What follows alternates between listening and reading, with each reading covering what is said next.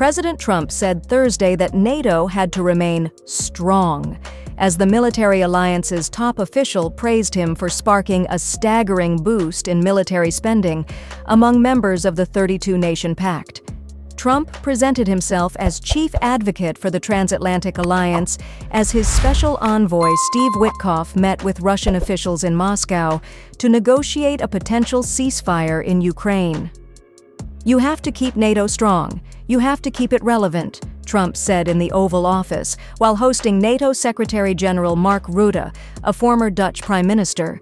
Trump repeated well-worn boasts of pressuring European countries to boost military spending during his first term, after Rutte credited him with a further escalation in arms purchases since he re-entered the White House on January 20.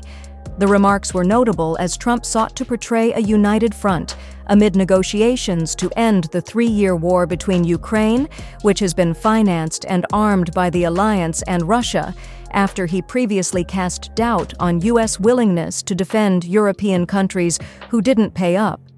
"You basically originated the fact that in Europe we are now spending, when you take it in aggregate, $700 billion more in defense than when you came in office in 2016 and 2017. But that was Trump 45, Rutte said. "When you look at Trump 47, what's happened in the last couple of weeks is really staggering. The Europeans are committing to a package of $800 billion in defense spending. The Germans now potentially up to $500 billion extra in defense spending. And of course you had UK Prime Minister Keir Starmer here, the British Prime Minister, and others, all committing to much higher defense spending." Rutte said that he hoped to work with Trump so that NATO is really invigorated under your leadership, and we are getting there. Trump recalled how he had strong-armed many NATO nations to boost their defense spending to a minimum of 2% of GDP during his first term. He recently called for that threshold to be 5%. "I was able to raise hundreds of billions of dollars. I just said, we're not going to be involved with you if you're not going to pay. And the money started pouring in, and NATO became much stronger because of my actions," Trump recounted of his first term.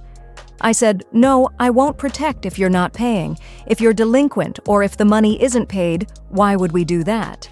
And as soon as I said that, I got a little hit from the press because they said, oh, gee, that's not very nice. But if you said the other, nobody would have paid." Trump added that NATO became strong from that standpoint, and now we have to use it wisely.